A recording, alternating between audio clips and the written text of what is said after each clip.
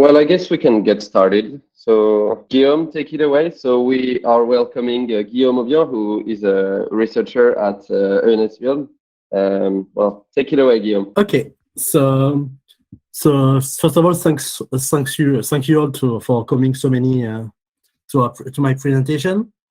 And so my topic today will be on graph theory, and especially graph theory where you do not expect it. So first of all, quickly, who am I? So I'm a competitive programmer. I worked at Google, and that's why I know Matisse. Well, thanks to competitive programming. And currently, I'm a PhD student at USSR in the Talgo team and ERIF at Paris University. So, of course, as I'm doing a PhD in graph theory, an easy choice would have been to actually present what I work on, like present my result, and this could have been nice. Problem is that my research is actually a very math-oriented and very like theoretical and maybe not really interesting for a presentation, which is the reason why actually I've decided not to do this, but because I want you not to sleep, and I want something which is more beginner friendly. So this is why I have chosen to actually present fun facts and miscellaneous of graph theories. So, which is why I will present you graph theory where you do not expect it. But first of all, as I want this to be beginner friendly, I will first explain to you what is a graph. So we need a bit of historical background. And of course, as graph theory is related to mathematics and theoretical computer science, it always starts with a great man, and this great man is Leonhard Euler. So you probably know him. He's like one of the greatest mathematicians to have ever lived, and probably the greatest mathematician of the 18th century. So, okay, so he has solved a lot of problems, and one of the problems that he solved was the Königsberg, the Seven Bridge of Königsberg problem. So it's very famous, but it's a historical reason why graph theory exists. So what is this problem? So Königsberg, so you may know it because right now it's now part of Russia, and it's called Kaliningrad, I think. But at this time it was a city in Prussia. And this is a city with 4 islands and a different bridge between these islands. And there was a famous problem, which was, is it possible to actually make a tour of Königsberg, like visit Königsberg, by going on every bridge, but taking only once each bridge? So actually, people knew that the answer was no, but couldn't find a way to prove it because they lacked theoretical insight and theoretical tool to prove this. So the guy who managed to do this is this very famous mathematician. So how did it do? Well, actually, it mainly involved introducing a new mathematical object called a graph. So how does it work? Simply, what he did is that he simply understood that actually we did not care about like the actual topology inside each mass of land, but the only thing that was interesting is how each of these islands and part of land were actually situated in terms of each other. So, for example, you can see that here each of these circle, which we call vertices, correspond to an island. So there are 4 of them. So this one, I don't know if you can see my mouse. I think you can. Yeah. So this one would correspond to this land here. This one would correspond to the main island. This one to this one, and the one on the right to the one on the right. And actually, so he did so, and he put what we call an edge, which is simply these lines between islands, and one edge for each bridge. And once he had created this, he figured out that your tool will simply correspond on a walk on this mathematical object, which we call graphs. And he found a quick mathematical argument to prove that it is not possible. So it's very famous. Actually, the argument is simply that you cannot have 3 number with not number of bridges, 3 vertices with the not number of bridges on them if you have such a tool. So this is a quick argument to prove that you cannot have such a tool. But actually, this is not very interesting. The interesting part is actually finding this mathematical objects. So this is what we call a graph. So just to be sure that that you understand this object, I can define it from scratch. So what is a graph? So simply you start from a set of objects that you call vertices, and then you will simply add some edges between vertices. And these edges mean simply, well, there is a relation between this vertex and this vertex. So for example, here you have a graph, here you have a graph, here you have a graph, and there are a lot of graphs. So for example, I have given 3 examples here. So you have, these are 3 different graphs. So this one is called the clique. Simply you have 5 vertices and you put every possible edge. Then this is called a cycle, and this is called the wheel. Well, whatever, this is simply, these are simply 3 kind of graphs. Okay, so now that, so of course you can define a lot of graphs, but it's only a mathematical object. And then what's interesting is that how you use this to modelize a real life problem. And this is what concerns us today in this presentation. So, of course, there are a lot of applications of these graphs, and a lot of them that you must probably know. So, for example, one known application is that, of course, you can put a vertex at intersection of roads, and then use and put edges between them corresponding to the roads. And if you do so, you can create an algorithm, for example, to know if you can go from some part of a city to another part of a city using a well-known algorithm as Dijkstra or something like this. So this is the first well-known application. There's also something which you must know because it's been quite a subject these past years, which is that this can be used to detect like community and or for example, this has been applied to finding terrorists through their communications. So this is something which is quite recent using tools such as graph learning and so on. But let's say that this is way too, this is not what concerns us today. So these are very well-known application, and that's not really what I want to describe today. Okay, so first of all, I will explain things about graph coloring and the unexpected applications of graph coloring. But first of all, of course, I have to explain to you what is graph coloring. So coloring a graph, it's simply you have your graph and you want to assign color to its vertices, such that if you have two vertices which are neighbors, which means 2 vertices which have edges between them, then you want to ensure that there's no, they do not share the same color. So, for example, I can give you some examples so that you understand well this definition. So, for example, this is a clique, as I said. So, of course, there's one edge between every pair of vertices. So, my condition for coloring means that I want I need to put a different color between every pair of vertices. So, if you want to color a clique, you are forced to use 5 distinct colors. So, you can do it like this. And so this is a case where actually you have no choice when you want to color. But in general, the goal will be to use the least number of color possible, as we will see. So for example, here you have a cycle on 5 vertices. So you can try to color it using the least number of color possible. So actually you can prove that you cannot do this with 2 colors. Of course, you cannot do it with 1 color because there's at least one edge. And you can prove that you can do it with 3 colors, like for example, like this. And the third example was the wheel. Well, actually, if you want to color the wheel, you can simply see that the central vertex, it will necessarily have a distinct color from each other vertex. So you can simply ignore this vertex, color the rest of the graph, and then put a distinct color for this vertex. And actually, this works like this, and you can, this is 4 colorable, and you can prove that you cannot do better than this. So in general, coloring graphs is a tedious task. It's very complicated, like it's NP complete, but not only this, it's also NP complete to approximate. But in real life application, often you have reason to believe that you can easily color the graphs. Like for example, either there's a structure which makes it possible to color it exactly, or either real life graphs have certain, like they have a low tree width or things like this, and you can easily color them. But we will see them in our 2 applications.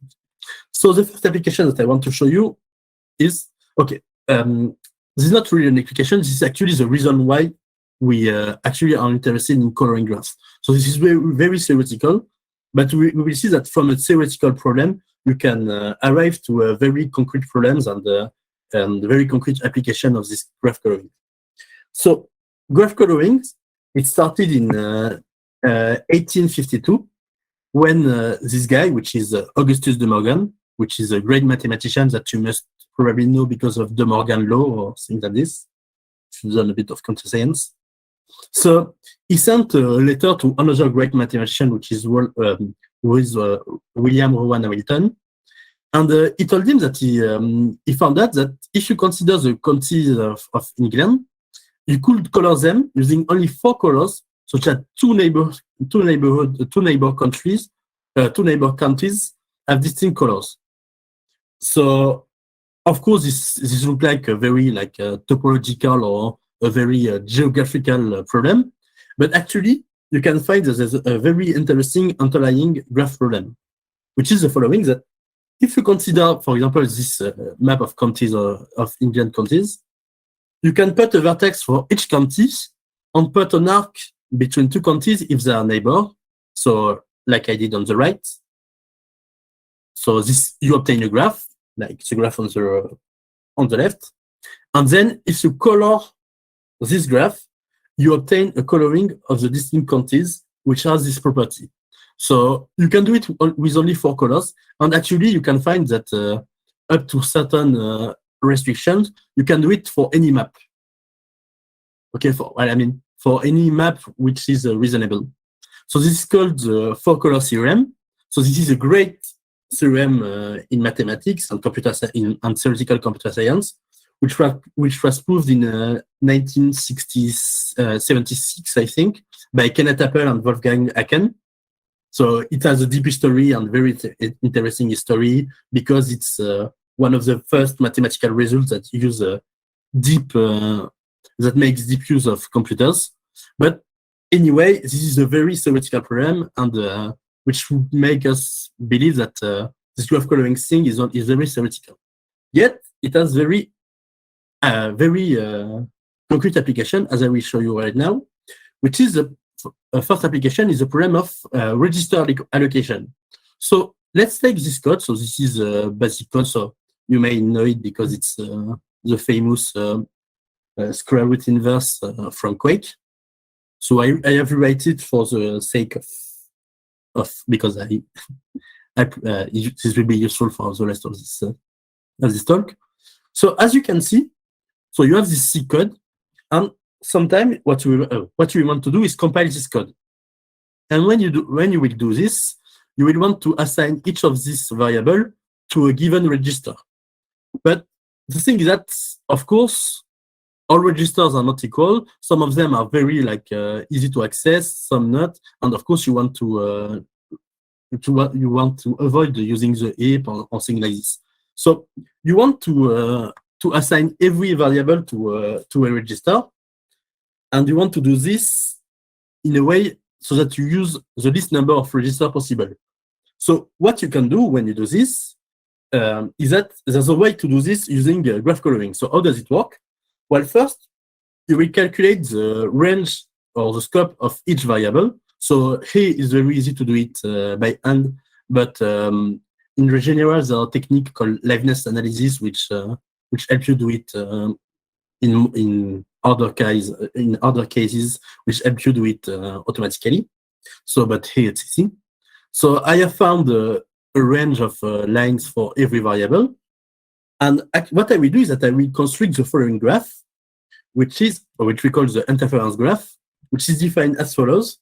So you have these 5 variables. For each of these variables, you put a vertex, and you put an edge between 2 variables if the corresponding variable, the corresponding range for this variable intersects. So for example, here you can see that there's an edge between 3/2 and x2, because if you go back to the code, you can see that actually these 2 lines, constfloat, 3/2 and so on, they actually the scopes intersect.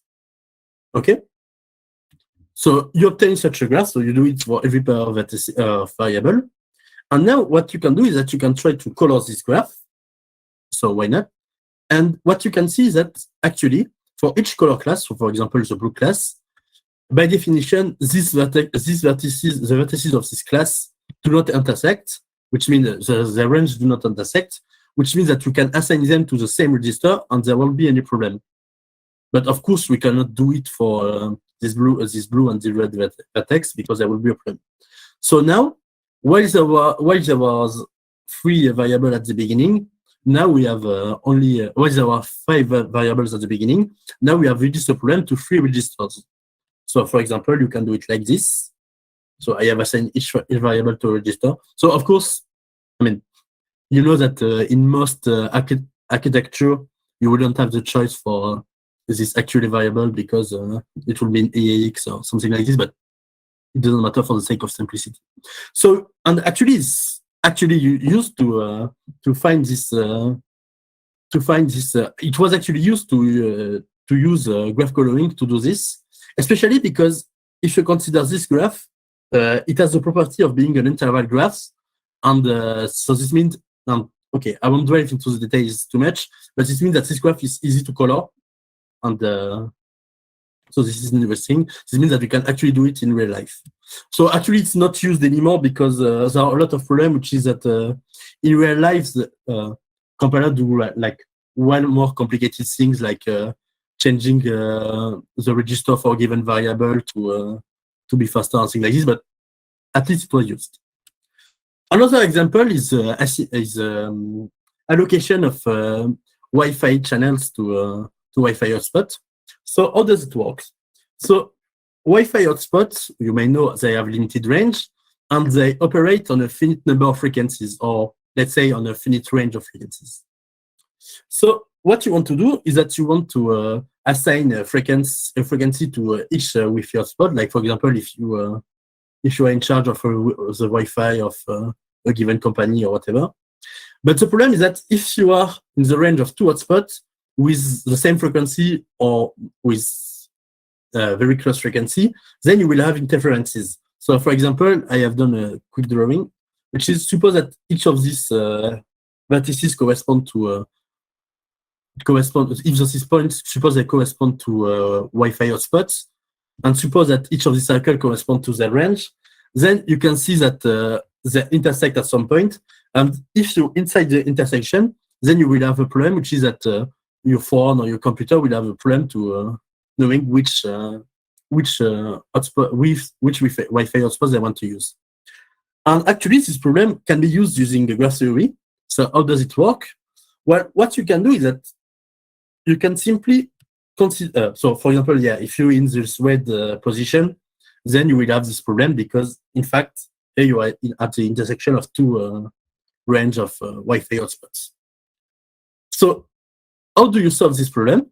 Well, what you can do is simply you consider the following graph, which is you put one vertex for each Wi-Fi hotspot, and you put an edge between these Wi-Fi hotspots if they intersect at some points. This means actually that there are some places where you will have an interference. What you can do then is simply color this graph. So here it's easy because it's you can easily find that you can color this graph because it's a path graph. And then what you can do is simply so suppose you have only you have 2 frequencies available. Well, you can simply do something like this, which is you use the same frequency for all these red vertices and use the same frequencies for all these blue vertices, and like something like this.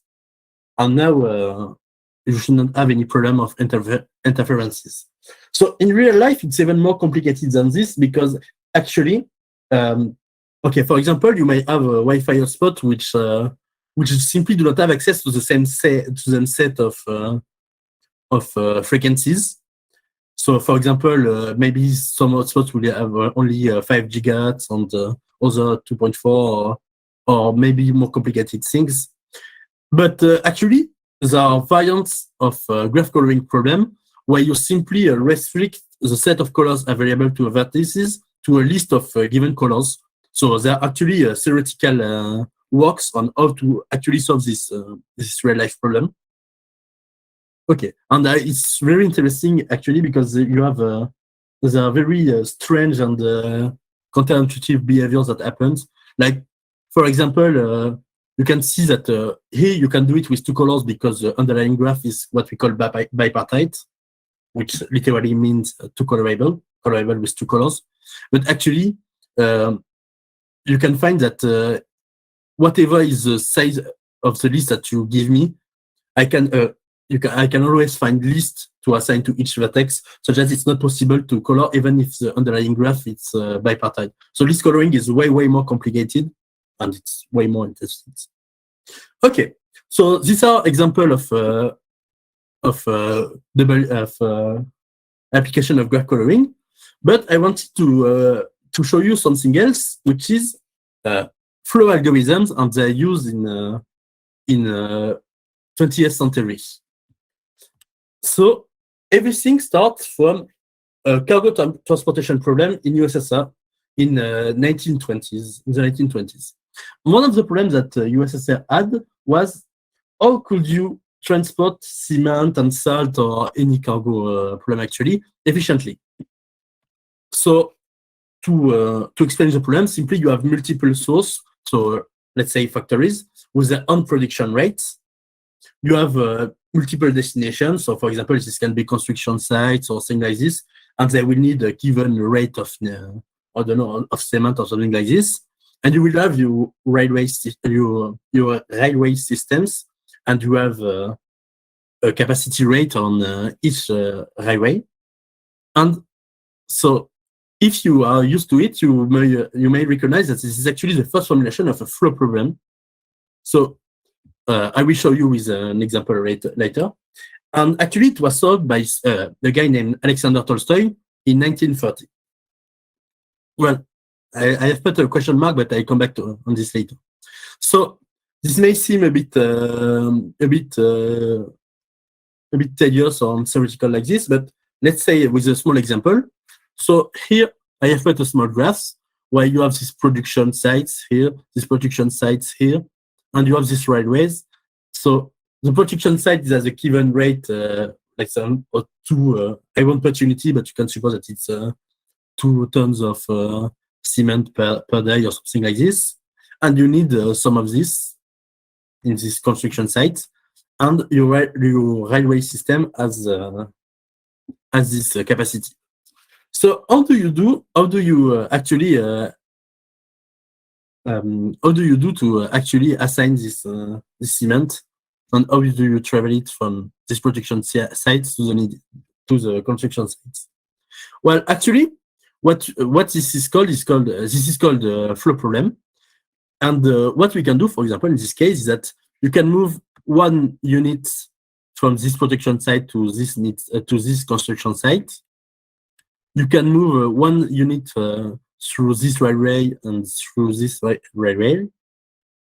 You can do one unit from this to this using these yellow edges. And then you can do, for example, one unit from this to this using these yellow edges. So this is called the flow, the set of things. And so, of course, this is a very interesting problem. And actually, it has been solved in one particular example, which is the one on the left, by this mathematician named Tolstoi. So I say that it was solved, but actually, it's a bit more complicated because when so there's only one report of this. Well, actually, there are 2 reports of this, but the main one is from 1930 in the National Commissariat of Transportation of the USSR. And in this report, he's only mentioned heuristics, but which seems to work well. Yet, he claims that he has solved, he has obtained optimality on the large distance of USSR. I think it's cement or salt. I think it's cement. That he has attained optimality. The thing is that, of course, we do not know how we can claim this. Yet, in reality, well, we can check now with current technology that actually he attained optimality, but we absolutely do not know how he was sure that he attained optimality. So yeah, so that's a bit of mystery, and also because there are some insights that maybe he had found like some theoretical thing like residual graph, which are actually useful in finding this optimal solution, but we do not know much of this. And actually, we do not know much about this Alexander Tolstoi, actually. So yeah, so it's quite a mystery, but at least that seems to be the historical background of these flow problems. After this, there was a lot of research, and for example, it was found out that you can always reduce to a single source and destination. So you can see that here you have the graph of you have our graph, and what you can do is that you can add the single source at the left, a single source at the destination, put a capacity which corresponded to the production of each of these, and same for the need. So here you have a need capacity of 1 because you have a need of 1, and then here it's 3.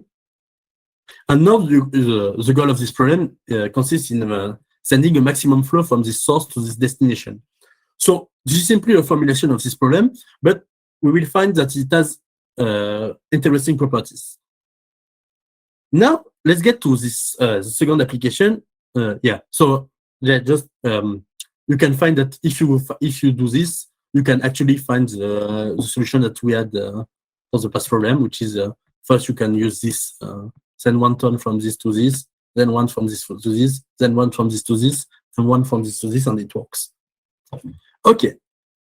So now we can go to the next problem, which is the following one, which is solving code war. So of course it's not the case, which is, you can see this. So this is a report from 1955, but actually it was only declassified in 1999. So this is a report from a graph theorist, from a letter from a graph theorist and the retired general, about how you could use air power to actually bomb a railway system in Eastern Europe. So this is a message from the US military, and they say that these mathematicians, they say that they can actually help the military in finding which railway system to bomb, to interdict, as they say, to actually to be sure that to cut access from one part of Europe to another. So, for example, what they did is that they actually constructed the graph. So, through the help of experts, they constructed the graph of a railway system in USSR, like this. So here you can find that this is this is Eastern Europe, and so they created this rail. And the problem they were interested in was how could we remove some edges, like some railway, so that we could cut access from the left part of this graph to this right part. So this is why here you have origins, and here you have these arrows will point to the left part. So they were interested on how to do this using the least number of energy and bonds and things like this. So how did they do this? Well, actually they use a theorem which is called the Minkowski-Maxwell theorem, which says the following, which is that when you have a graph, the maximum flow in this graph from a given source to a given sink to a given destination is actually equal to the minimum sum of weights, of capacities, of edges, whose removal disconnects destination from source. So, for example, if you consider this example, so if you have the source, if you have the destination, as we found out, the maximum flow is 4 because you can actually send a flow of 4 from this source to this destination. Oops, yeah. And actually, if you remove this edge, and this edge with sum of this weights, which is equal to 4, then you have removed all access from the source to the destination. Okay? So this means that using this theorem, you only have to be able to calculate a flow to actually know how to disconnect the source to a destination. And actually, they actually calculated it on this map. So I have put it in red because it's hard to see on the original map. But actually, you can see that if you remove all the edges and all the railway systems that intersect this line, you can actually cut access from this left part to this right part. So this is very interesting. So of course, it has never been used. Thanks, but yeah. So this is very interesting, and this is a real life application of this. So what's interesting actually is that when they solved this, so it was in 1955. So and it was Harris and Ross, I think. Yeah. The algorithm that they use is called a flooding algorithm. This is not an exact algorithm, but in real life, this is an algorithm that gives good properties. And actually, they talked of this problem to Ford and Fulkerson, which one year later actually found the first correct algorithm to solve the flood problem in 1956. Okay. So yeah. So now, so up to the conclusion. So there are some problems that I didn't have time to mention. So for example, there's one very interesting problem, which is how do you assign students to school through an algorithm which is known as this is not a good algorithm. Through the stable marriage algorithm, which is actually used in the French education system of Parcoursup. It has been coded by the great French mathematician named Claire Mathieu, a great French computer scientist, actually, theoretical computer scientist. Well, she actually the one which was in charge of implementing it for Parcoursup. So this is also another application that I didn't have time to mention. Also, there's a problem of tensegrity structure. So because graph theory is also used in architecture, so it's actually interesting results for this. And also, there's some things that which is very interesting, which is that you can use graph theory to detect fake news. So I actually have a small example, which is like this, which is that if you go on Twitter or Facebook or whatever, you can actually take a user and, for example, on Twitter, consider a given news and which one, who retweeted this news, who retweeted the retweet of this news, and so on and so on. And actually, if you consider the trees that emerge from this thing, if you consider only the graph corresponding to the retweet and the like of a given tweet, something like this, even only knowing the property, the structure of this graph, you can actually sometimes tell whether this is a fake news or a good news or like a true news. Because actually, so I think the result is that the trees corresponding to fake news are wider than the tree corresponding to real news, but maybe it's a reverse. But yeah, I think it's wider if it's fake news. So there are some interesting good results on this, but I don't have much time to do this. So yeah, thanks for your attention, and if you have a question, please feel free.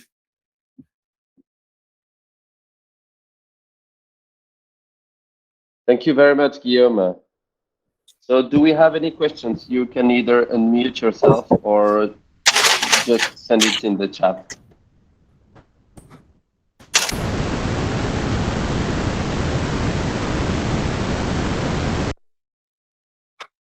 Yep. Yes, Guillaume, if you want to ask your question. Well, thank you, Guillaume, for your presentation. It was very clear and very interesting. I have several questions, but I will only focus on one. Do you have you spoke about some algorithm for graph flow problem? Do you have any pointers to other algorithms, for example, for graph coloring? Some references, just some pointer for us to check on our own? Oh yeah. So for graph coloring, so of course it's a NP-complete problem, so there's no polynomial time algorithm which will work in any case. But if you want to obtain good enough coloring, one thing that works is actually the greedy coloring, which is simply what you can do is that you consider. So let's take an example.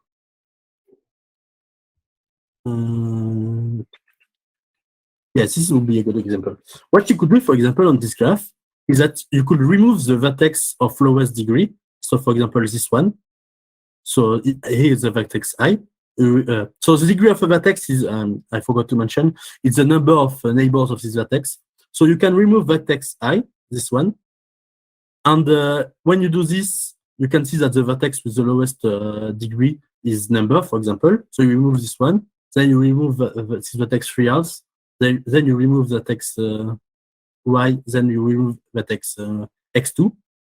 And then what you can do is that you do the processes in reverse. Like you start from the last vertex you remove, and then you simply add them the color the lowest color which has not been assigned to one of the neighbors. So, for example, you will start with this vertex x2, which you will put that color, let's say, blue. Then vertex y, you will give him a color like, let's say, red. Then number 3 you will give them a color red, let's say green, because they must have distinct color from x2 and y. And then vertex I, you will give them the same color. We will give him the same color x2, which is blue. And if you do this on this example, so I don't know if it's clear enough, you will actually obtain the optimal solution. So this is called this is called kernel coloring, I think. Yeah, I think it's called kernel coloring. But the thing is that in general, you have no good algorithm because it's not even an approximate problem. So for any fast algorithm, which means for any polynomial algorithm, except if you prove P equal NP, which is a huge mathematical problem, then there will be case where you will be as far as possible of the optimal. I mean, as far as we want. Okay, thank you. Thank you. Really inspiring. Thanks again. Thank you. We have a question in the chat, Guillaume, if you can read it as well. Those graph tricks with the 4-color Wi-Fi hotspot and register only works with planar graphs, no, right? No. Actually, okay. So if somehow you register of hotspot graph is planar, then actually you can always find out. You can always find the coloring with 4 colors, which will be useful. But all these tricks do not assume that the graph is planar. So, for example, I don't know if one of my examples is not planar. Yeah, okay. So the 2 examples that I gave are planar. But for example, if you consider this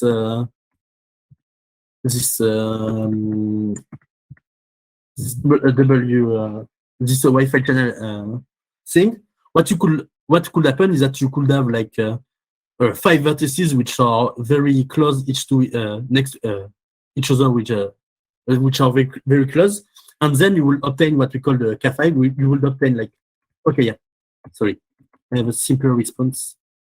Yeah. If you had 5 vertices which 5 Wi-Fi hotspots which are very close, then you will obtain such a graph, which is not planar. Actually, you can prove that this is not planar. Yet you could also use this trick for Wi-Fi hotspot, and same for register. Do you expect any breakthrough in graph theory with the start of quantum computing? I absolutely do not know. I do not know. Yes, the only important thing is the description of position space here. Do we have any other questions?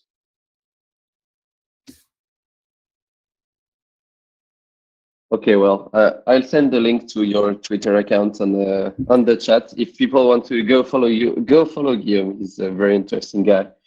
And if you have some questions to ask after, I'm sure he will be very happy to answer them. Well, thank you, Guillaume. Thank you very much. Hey everyone, Mathis here. I just wanted to let you know that the video you just watched is part of a series of conferences we host at Coding Game. It's monthly, it's online, it's free. So if you want to register for the next session, feel free to do so. I'll leave a link in the description. See ya!